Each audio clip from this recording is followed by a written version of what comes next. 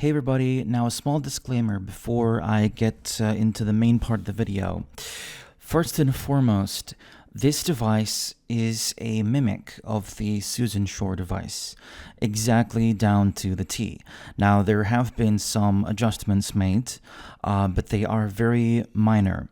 So all credit for this and the research behind this device goes exclusively to Susan Shore and her team. The next thing about it is I want everybody to know that I am a super responder. So my tinnitus is very somatic, and I mean like pressing any nerve in the trigeminal cervical complex. That means any spot on my face. That's putting pressure on my trigeminal ganglion, like just my jaw, like everything, bending my neck, etc., modulates my tinnitus. So do not expect to see results like these after one 20-minute session. Another thing that's very important is that I purposefully did not target my tinnitus frequency here. I wanted to see if there would be any effects if I targeted a frequency that was not in the spectrum of my tinnitus frequency and see basically what would happen. In the future, of course, I will be changing this up a little bit, but for now, that's how we did it. Now let's get down to the video.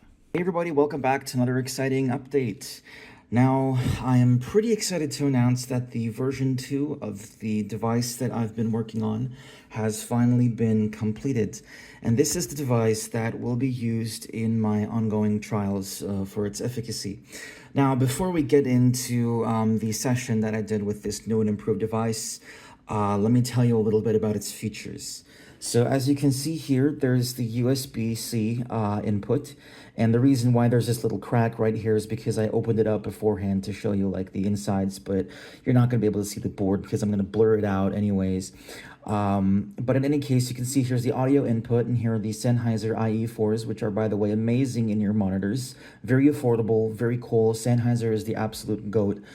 And you can see also the electrode setup right here. So there's the electrode output on the other side, and here's what the electrodes look like. Now, the cool thing about these electrodes is that it's very, very convenient actually to have these connectors. And by the way, my engineer did a great job with this. So if you want, you can have like the button connectors right here. Or if you want to not use the button connectors, there's some electrodes that do not have this. You can just disconnect it right here, and you got the output, right? And or I guess you could say the input. So you can use either of these ones, or you can use either the button electrodes. So you can use any type of electrode. Now, a bit more on the electrodes later. As you can see, I kind of haphazardly cut them to size. They were actually 4-centimeter electrodes, which is way too large, and I cut them down to about 20 millimeters. Now these actually always fall off your face, which is really annoying, which is why you should use some adhesive electrode gel with them, but I will use that in future sessions. So right over here we have the dials. This one on the left is for the stim strength, and this one on the right is for the volume. So of course at the default they're on 0, obviously, and the person will have to turn them up until a comfortable level of stimulation and a comfortable level of audio stimulation. Now, if we take a look over here, this is the electrode output, which you can see right here. It looks kind of like a 3.5 millimeter jack, but it's not. It's different. It's much smaller. You would not be able to fit this into the audio output. And so I'm going to pop it up right here. So the inside is going to be blurred, obviously, but you can see that the vast majority of the width is actually due to the battery. So the actual width of the device is only about this much, right? So if we slim down the battery, it would be possible to actually have it not be so thick as it is right now. So right now, this has enough charge to last like, I don't know, like maybe a month or something. It's pretty crazy. So it's a little bit overkill. Now, to get into the actual session that I did. Now, as we all know, you should be targeting the tinnitus frequency, but I decided to do a session where I did not target the tinnitus frequency.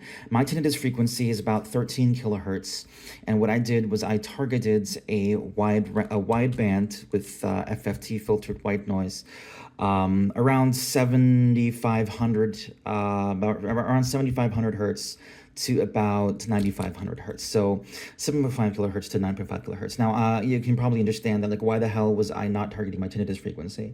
Well, that's actually because I wanted to test it out and see if you could target the frequency that is not exactly your tinnitus frequency and still see some effects. Plus, I have some pretty significant hearing loss after 10 kilohertz, so I wanted to see what would happen, basically. And so the result of, so I put these electrodes on my cheek, and I had to shave my beard for that, unfortunately. I placed them over the buccal nerve, so basically like right in front of the ear, and one like a little bit, maybe a little bit towards the front of the mouth, not front of the mouth, I mean a little bit towards the mouth. So it's like basically one right in front of the ear and one like in the middle of the cheek. Now, one thing that I came to realize is that to get the pins and needles sensation that shows the sensory nerves being stimulated, it's a little bit tough to do that when you have a fat face. So I have a fat face, you know, I have a layer of fat above my buccal nerve, and I know that the buccal nerve does innervate the surface of the skin, and I was getting some pins and needles, but I wasn't getting like enough that I thought was necessary. So I'm gonna probably have to lose some weight or target my greater auricular lesser occipital nerve. I don't know, but we're gonna test it more in the future, so wait for more updates. Now, if we're talking about, for example, what effects did I get from this session? Yeah, what effects did I get? Well, that's a good question. I was not expecting my tinnitus to decrease at all because I wasn't hitting the tinnitus frequency spectrum. But my tinnitus did decrease by about maybe 20%, I would say.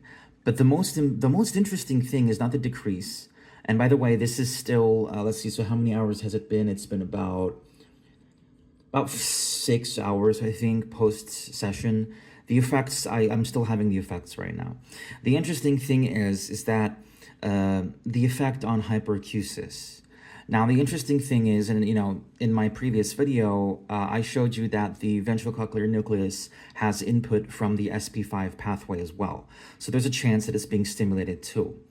However, what I didn't expect was my hyperacusis to decrease as much as it did. And, well, since I wasn't, you know, targeting the tinnitus frequency. Another interesting thing is that my somatosensory modulation frequency, like when I bend my neck or when I flex my jaw, it was always a lower frequency than my tinnitus frequency. So my somatosensory modulation frequency was always about maybe like 9 kilohertz, maybe, yeah, something like that. So it was less than the 13, 14 kilohertz of my tinnitus frequency. But nevertheless, my tinnitus, my baseline tinnitus frequency actually shifted down. So it went from about 13, 14 kilohertz, it shifted down to maybe about 10 or 11. And I have literally no idea why this happened. And it's still consistent. Like my frequency is still lower pitch than it used to be, my tinnitus frequency. And it's kind of like, you know, it's kind of like maybe like my neurons wanted to maybe move down to the stimulation frequency or something. I don't know. I need to research this more to know what the heck happened. But if we're talking about hyperacusis, I did a whole bunch of tests. After the session, I immediately went to get a haircut. And at the haircut, they usually play like really loud music, and the music didn't seem so loud anymore. And I could also handle the fan without plugging my ears, you know, the hair dryer that they use there. So I decided to continue testing my hyperacusis, and I went and I stood next to the highway next to my house. And this highway, I could not tolerate it for more than a few seconds without earmuffs, but I could literally just stand there and, you know, comfortably with buses and cars passing by. Like I could just stand there comfortably. And once I confirmed this to be true, after standing there for a few minutes and realizing that, yeah, my hyperacusis is definitely better, and at least in this area, I came back home and I turned on like my favorite song that I listen to sometimes. And I realized that on my previous volume settings, the song was too quiet. Like it just sounded too quiet. So I had to actually ramp it up. So like if we take a look at the volume settings, This is the volume setting that I normally had for when I listen to music, and for it to be comfortable volume, I had to turn it up to about here. So it went from about here to about here. And by comfortable volume of music, I mean that at a level that seems, like a good level that doesn't seem too quiet but not too loud, basically. And after doing some decibel tests, the shift in the volume of the song was about 10 decibels. So I guess you could say that my hyperacusis, or my loudness discomfort levels, improved by about 10 decibels, which is very significant for one session, actually. But keep in mind that I'm very, very somatic. So I'm a super responder of the device. So do not expect to see the same results as I do. Like literally any trigeminal cervical complex nerve like modulation, like literally anything all around my head and neck will change my tinnitus. So I am a super responder, but it's good to see that like I'll be able to test this faster on myself just because I see results faster. So what does this mean? Does this mean that the device will work even though you cannot target your exact tinnitus frequency spectrum? I cannot say. I don't know, but my volume did decrease by about 20%, and I'm sure about this. Like, I am not susceptible to placebo because I'm not a wild whiner. So, what I'm absolutely 100% confident in is that my tinnitus frequency has shifted downwards. So it's gotten lower in frequency. I'm absolutely 100% positive about this. Oh my God, what is going on with the freaking focus?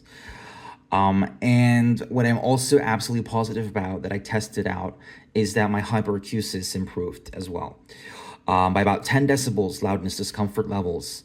So we're going to continue testing these babies out. And if you guys are curious what it looks like when it's turned on, so got a nice little blue light here and a green light showing that the stimulation is enabled.